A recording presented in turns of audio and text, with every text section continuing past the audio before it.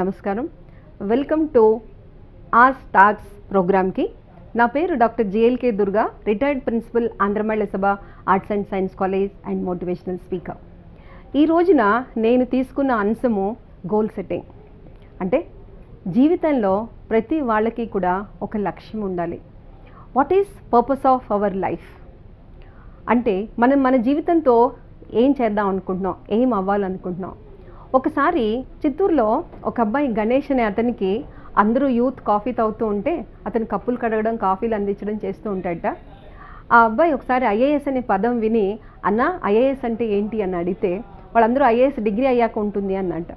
కొంతకాలం అయ్యాక మళ్ళీ వాళ్ళు వచ్చినప్పుడు ఐఏఎస్ అంటే ఏం చేయాలి అంటే, ఐఏఎస్ అంటే ఇలా ప్రిలిమ్స్ ఫైనల్ ఉంటుంది అంటే అబ్బాయి కష్టపడి ఐఏఎస్ ఫస్ట్ టైం వచ్చాడు, సక్సెస్ అవ్వలేకపోయాడు. సెకండ్ టైం కూడా సక్సెస్ అవ్వలేదు. థర్డ్, ఫోర్త్ టైం కూడా తెలియలేదు ఎలా ప్రిపేర్ అవ్వాలో. ఫిఫ్త్ టైం కూడా ఫెయిల్ అయ్యాడు. కానీ సిక్స్త్ టైము గణేష్కి ఐఏఎస్ వచ్చింది. అప్పుడు అందరూ అతను ఇంటర్వ్యూ చేసి, నీ లక్ష్యాన్ని నువ్వు అందుకున్నావు కదా, నీ goal is to become IAS కదా, హ్యాపీనా అంటే, నా పర్పస్ ఈజ్ డిఫరెంట్ అన్నట్ట.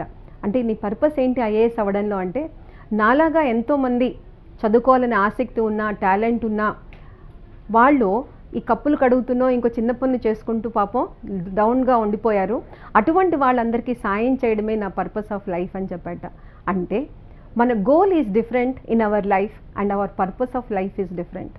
మన purpose of life, can we make a difference in somebody's life, can we make somebody's smile.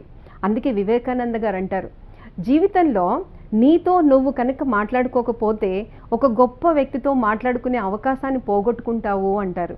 అందుకని మనం రాత్రి పడుకునేటప్పుడు కనీసం ఒక 5 నిమిషాలు we must do introspection with అస్.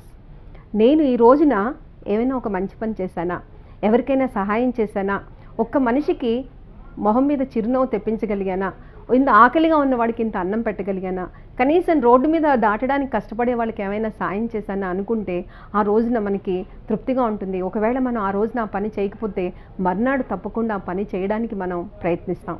అంటే goal is different and our purpose of life is going to be different. అయితే ఈ గోల్ అనేది మనం ఏ విధంగా సెట్ చేసుకోవాలి? We can have many goals. Personal goal, professional goal, spiritual goal, social goal, financial goal, health goal, ఇలా అనేక రకాలైన గోల్స్ని మనం నిర్దేశించుకోవచ్చు. ఫర్ ఎగ్జాంపుల్ పర్సనల్ గోల్ నన్నే అడిగారనుకోండి, నా personal goal to be a good wife, to be a good mother, to be a good grand mother or mother in law. అంటే వ్యక్తిగా నేను నా కుటుంబంలో ఒక మంచి వ్యక్తిగా, మంచి భార్యగా, తల్లిగా ఉండాలని అనుకుంటున్నాను, పర్సనల్ గోల్. అలాగే ప్రొఫెషనల్ గోల్, నాకు లెక్చరర్గా ఉన్నప్పుడు I want to be the best teacher or the best lecturer. అలాగే ప్రిన్సిపల్గా ఉన్నప్పుడు బెస్ట్ ప్రిన్సిపల్, మోటివేషనల్ స్పీకర్గా ఉన్నప్పుడు ఒక బెస్ట్ మోటివేషనల్ స్పీకర్ అవ్వాలి అని మై గోల్. అలాగే స్పిరిచువల్ గోల్, నేను రిటైర్ అయిపోయాను కనుక రోజు దేవుడికి ప్రార్థించడం, భగవద్గీత చదివి ఒక శ్లోకాన్ని అర్థం చేసుకోవడం, దాన్ని మననం చేసుకుని దాని సారాంశాన్ని బట్టియం వేసి నేర్చుకోవడం అనేది మై స్పిరిచువల్ గోల్.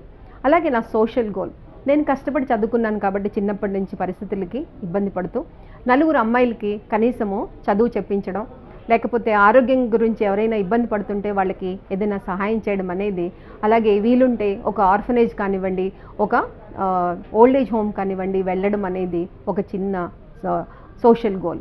అలాగే we can have financial goal, మన ఆదాయం ఎంత అంతులోనే ఖర్చు పెట్టుకోవాలి, అప్పులు చేయకూడదు, మన యొక్క ఖర్చుల్ని తగ్గించుకోవాలి అనేది ఒక గోల్.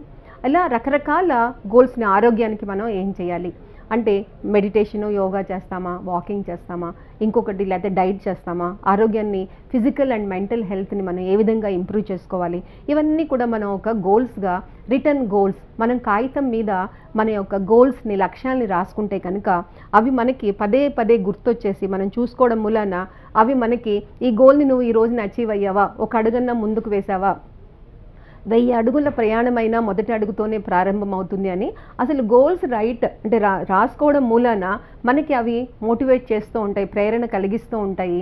కాబట్టి ఫస్ట్ మనము గోల్స్ని అనుకోవడము, వాటిని రాతపూర్వకంగా రాసుకోవడం అనేది చేయాలి. అలాగే ఈ గోల్స్ అనేవి మనం కనుక చూస్తే long term, short term, middle term అంటాం. లాంగ్ టర్మ్ మనకి 60 సంవత్సరాలు 70 సంవత్సరాలు వచ్చినప్పుడు మనం ఎలా ఉందాం అనుకుంటున్నాం, ఏం చేద్దాం అనుకుంటున్నాం.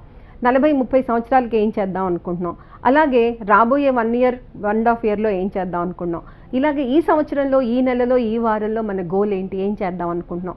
అంటే ఈ షార్ట్ టర్మ్ గోల్స్ అంటే సపోజ్ మనం విద్యార్థి అనుకోండి, ఈ సంవత్సరం బాగా చదివి ఫస్ట్ క్లాస్ తెచ్చుకోవాలి.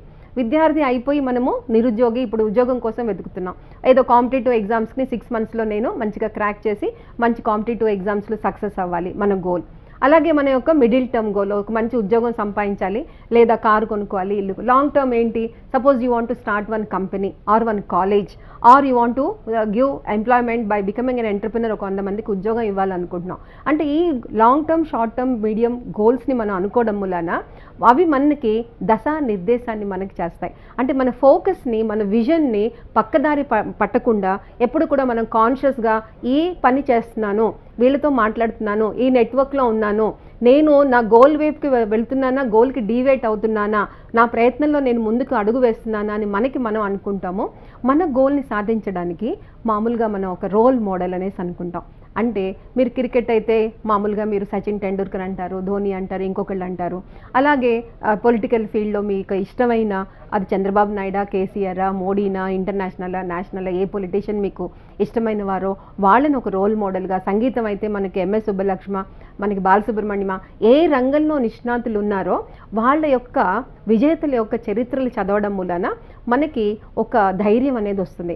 అరే, జీవితంలో అందరికీ సక్సెసే కాదు, అనేక మంది విజేతలకి ఫెయిల్యూర్స్ కూడా ఉన్నాయి.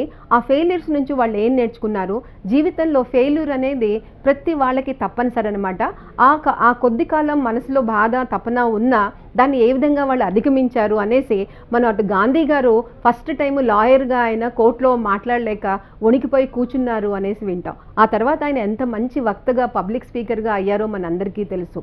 అలా జీవితంలో ప్రతి వాళ్ళకి కూడా ఫెయిల్యూర్స్ అనేవి ఉంటాయి అనేసి సక్సెస్ఫుల్ పర్సన్స్ యొక్క జీవిత చరిత్రలు మనకి తెలుపుతూ ఉంటాయి. అలాగే మొదటగా మనకి ఏం అనుకోవాలి అంటే సక్సెస్ అండ్ ఫెయిల్యూర్. విజయం ఒక్కటే కాదు జీవితంలో, విజేత దగ్గర ఉండేది విజయం గురించే చెప్పగలుగుతాడు. ఒక ఫెయిల్ అయిన వ్యక్తిని మీరు అడిగితే అసలు అతనికి ఉన్న అనుభవంతో చక్కగా అతను ఎక్కువ విషయాలు మనకి ఎందుకు ఫెయిల్ అయ్యాడు, ఎందుకు ఫెయిల్ అవ్వకూడదు, ఏం చేస్తే నెక్స్ట్ సక్సెస్ అవుతారు అని చెప్తాడు. ఒక ఇంటర్వ్యూలో ఒక సక్సెస్ఫుల్ బిజినెస్ ఎంటర్ప్రినర్ని అడిగారట, మీ విజయానికి కారణం ఏంటి అంటే 2 words అన్నట. అంటే ఆయన ఏంటి అంటే గుడ్ డెసిషన్స్ అన్నట్ట. అవునా, గుడ్ డెసిషన్స్ ఎలా వచ్చాయి అంటే 1 word, బ్యాడ్ డెసిషన్స్ అన్నట్ట. అవునా, బ్యాడ్ డెసిషన్స్ ఎలా తీసుకున్నారు అంటే తప్పు నిర్ణయాలు తీసుకోవడం వలన ఆ వచ్చిన అనుభవం, 1 word ఎక్స్పీరియన్స్ తోటి నేను మంచి డెసిషన్స్ తీసుకున్నాను. అంటే there is no person who is going to be successful in the first attempt. అంటే మనము జీవితంలో మన లక్ష్యాన్ని సాధించాలి. ఇందాక గణేష్ ఐఏఎస్ చెప్పడంలో విశేషం ఏంటి అంటే 6 సార్లు గణేష్ ఐఏఎస్లో ఫెయిల్ అయినా ఈ రోజున మనం గణేష్ ఐఏఎస్ అంటాం, కానీ 6 సార్లు ఫెయిల్ అయ్యాడు అని చెప్పాం. అంటే success is going to make you more successful and you need not worry about your failure. అనే మనము నడిచేటప్పుడు చిన్నప్పుడు తప్పటడుగులు వేస్తాం, పడిపోతూ ఉంటాం.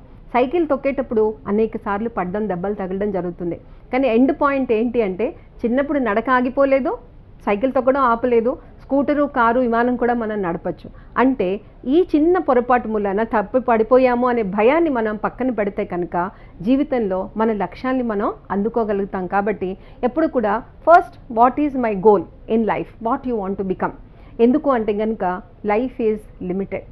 మనందరికీ కూడా date of birth is there, date of death is there. అందరం కూడా పుడతాము, పోతాము. ఈ బర్త్కి డెత్కి మధ్యన సి అనే ఆల్ఫబెట్ ఉంది. That is contribution to the community with the commitment, then we have the celebration of life.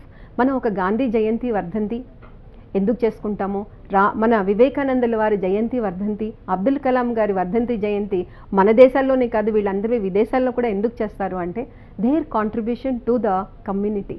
అంటే వాళ్ళు వాళ్ళ కోసం కాకుండా ప్రజల కోసం, ప్రజల్లో ఉండే ఇబ్బందుల్ని పారద్రోలడానికి, వాళ్ళకు ఉండే కష్టాలను తగ్గించడానికి వాళ్ళు వాళ్ళ గోల్ని, పర్పస్ ఆఫ్ లైఫ్ని పెట్టుకున్నారు. కాబట్టి ఆ యొక్క లక్ష్యాన్ని పెట్టుకున్నారు. కాబట్టి మనకి గాంధీ గారు స్వాతంత్రం తీసుకొచ్చారు. వివేకానందుల వారు మన హిందూ మతం గురించి చికాగోలో చక్కటి ఉపన్యాసం ఇచ్చి దేశాలన్నింటిలో కూడా మన యొక్క మకుటంగా మన దేశాన్ని నిలబెట్టగలిగారు. అబ్దుల్ కలాం గారు యూత్ని ప్రభావితం చేశారు. వీళ్ళందరూ కూడా లీడర్స్గా వాళ్ళ యొక్క లక్ష్యం ఏంటి అంటే ఇతరులను ప్రభావితం చేసి సమాజానికి ఒక దేశానికి, ఒక యువతకి చక్కటి నిర్దేశం చేయాలి అనేది వాళ్ళ లక్ష్యంగా మనం చెప్పుకుంటున్నాము.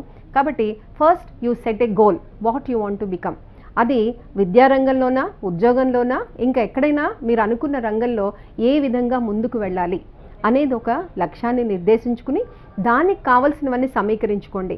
అంటే మీకున్న కావాల్సిన స్కిల్స్ ఏంటి, ఉన్న స్థితి నుంచి ఉన్నత స్థితికి, అంటే ఆ గోల్ అచీవ్ చేయడానికి. సపోజ్ క్రికెటర్ కావాలన్నావు, సంగీతం పాడాలనుకున్నావు, ఒక సింగర్ అవ్వాలనుకున్నావు, నీకున్న టాలెంట్కి కావాల్సిన నైపుణ్యాలు ఏంటి, దానికి ఎవరి దగ్గర మనం ట్రైనింగ్ తీసుకోవాలి, ఏ కోచింగ్ సెంటర్కి వెళ్ళాలి, ఏ విధంగా ప్రిపేర్ అవ్వాలి, ఆ గోల్ని నేను ఏ విధంగా నేను అచీవ్ కాగలను అనేసి మనకి మనం అనుకుంటే తప్పకుండా ఆ నైపుణ్యాలన్నిటి కోసం వ్రాతపూర్వకంగా మాట్లాడడమా, నేర్చుకోవడమా, పుస్తకాలు చదవడమా, టీవీల్లో యూట్యూబ్లో చూడడమా, ఏ విధంగా మనకు కావాల్సిన విషయాల్ని మనం పరిజ్ఞానం తెచ్చుకుని మన లక్ష్యాన్ని మనం ముందుకు తీసుకువెళ్ళగలుగుతాం. కాబట్టి ఫస్ట్ జీవితంలో ఒక లక్ష్యం ఉంచుకోండి. Goal, have a goal, and along with the goal have a purpose in life. What I am going to do with my life. దేవుడు 84 లక్షల జీవరాశుల్లో మనకి మనిషి జన్మ ఇచ్చినప్పుడు మనము మన లక్ష్యంతో పాటు ఒక కాంట్రిబ్యూషన్ టు ద కమ్యూనిటీ ఏం చేయగలుగుతాము, పేద ప్రజలకు కానీ మనకన్నా తక్కువ ఉన్న వారికి కానివ్వండి, మనం జీవితంలో ఏం చేయాలి అనే ఒక లక్ష్యాన్ని మీరు ఏర్పాటు చేసుకోండి. కాబట్టి దేవుడు మనకి ఇచ్చిన అవకాశాన్ని యాజ్ ఎ హ్యూమన్ బీయింగ్ మనము సక్సెస్ఫుల్గా మన గోల్ ద్వారా ఒక చిన్న కాంట్రిబ్యూషన్ని మనం సమాజానికి ఇవ్వగలుగుతాము. Have a great goals and achieve them. All the best.